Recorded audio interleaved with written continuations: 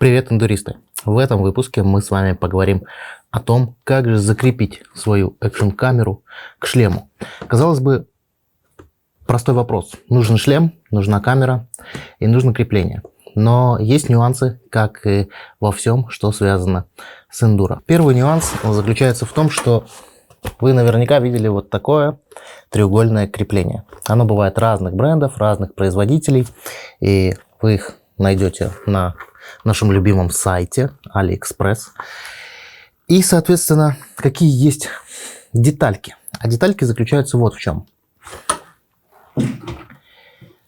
Они заключаются в том, что у нас есть два вида таких креплений. Первый вид вы можете приобрести вот в такой коробке. И вам здесь придет вот что. Придет вот такое крепление. Оно бывает черное, бывает синее. В данном случае телесин синий. Окей. Тут, я думаю, вы уже разберетесь, как его прикрепить к шлему. Нюанс заключается вот в чем. Нюанс заключается в том, что у него есть быстросъем. Когда я только начинал снимать свои видеоблоги с экшн-камерой, я думал, что это очень круто. Потому что это удобно. Ты щелкнул и достал. В чем удобство? Удобство заключается в том, что ты один раз прикрутил камеру. Так кажется, что один раз. Один раз прикрутил камеру. Это крепление у тебя стоит на шлеме. Ты его не снимаешь туда-сюда. И, соответственно, ты по-быренькому щелкнул камеру и по-быренькому отщелкнул. Какой есть нюанс? Нюанс заключается в том, что этот быстросъем, он очень ненадежный. Ненадежный в том плане, что когда ты кубарем летишь с какой-нибудь горы, либо просто где-то, не знаю, приткнулся к рулю или что-то в этом роде, этот крепеж отлетает. Я таким образом чуть не потерял реально камеру на соревнованиях. Мне, я не знаю, каким богам молиться, что камера нашлась. Я вот конкретно сейчас помню 3 случая, когда у меня этот быстросъем разъединялся. 2 из них я помню, и конкретно я в этот момент не мог потерять камеру. Первый случай это было, мне прилетела ветка, и она ударила мне, по шлему. По сути, по этому креплению. Камера отлетела, но, естественно, я это заметил. А в другой раз то же самое. Я просто упал, сделал через руль, как я люблю, и, соответственно, это тоже было заметно. Да? То есть я поднялся, смотрю, камеры нету. Но вот 3-й раз это произошло на соревнованиях, и я даже не упал. Я просто переставлял мотоцикл, не заехал горку, что-то там я его пихал, и камера потерялась, выскочила вместе с этим разъемом, и я не заметил, что она потерялась. Я проехал уже минут 5, это было на соревнованиях, я только коснулся, начался прямик, я обычно на прямиках камеру отключаю, чтобы сэкономить батарейку. И я замечаю, что у меня нет камеры, и мне просто чудом повезло, что камера нашлась. По поводу того, как искать камеру, тоже сегодня пару вещей, годных лайфхаков расскажу. И что же делать? Есть вот такой крепеж. Он по схеме точно так же крепится к шлему. Но какой его нюанс? Нюанс его заключается в том, что он здесь жесткий, и здесь нету никакого быстросъема. То есть каждый раз, когда тебе нужно снять камеру, тебе придется откручивать этот винт. Но я считаю, что, наверное, в эндуро, как и в многих других вещах, есть вещи удобные, а есть вещи надежные. Чтобы было и надежное, и удобное, такого не встречается.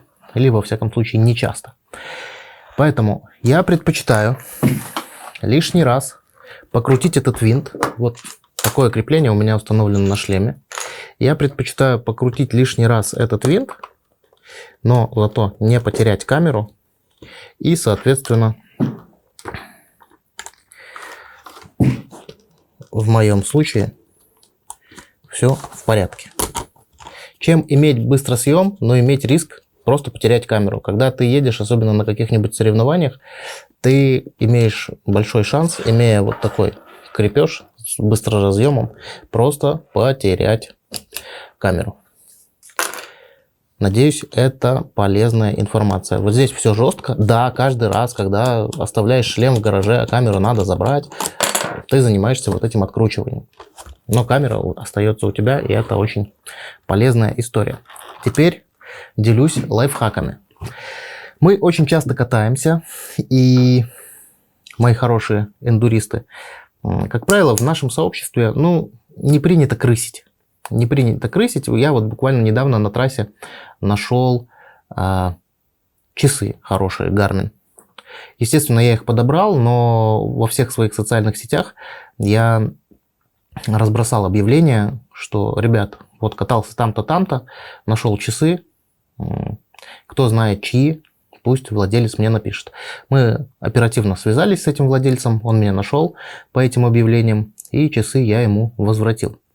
Но бывает такое, что, допустим, вот есть у вас камера, и вы ее потеряли.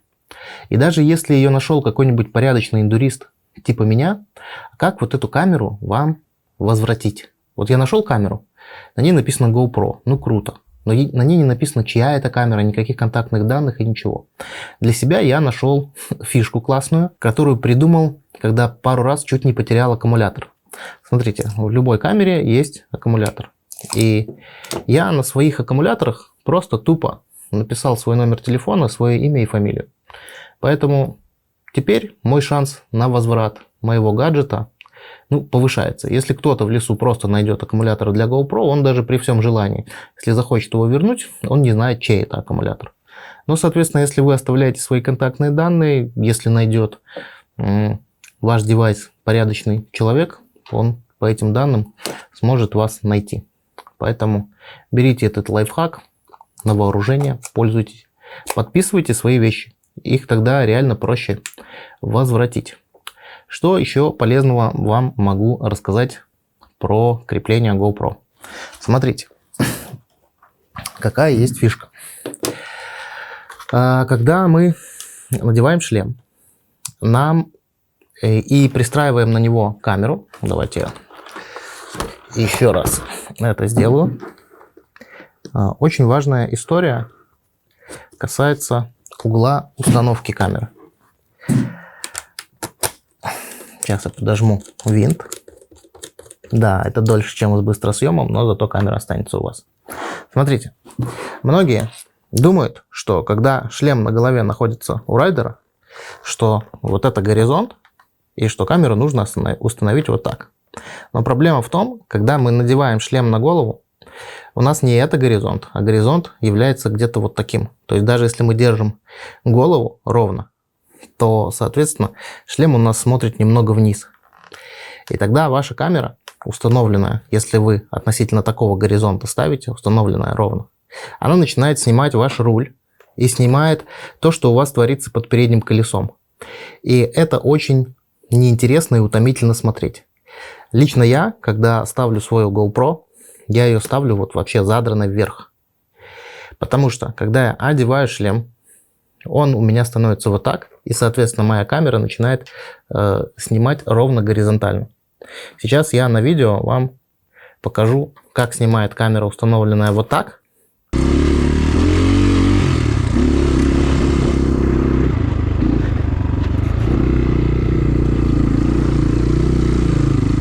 И что вы видите. И покажу, что снимает камера, установленная вот так.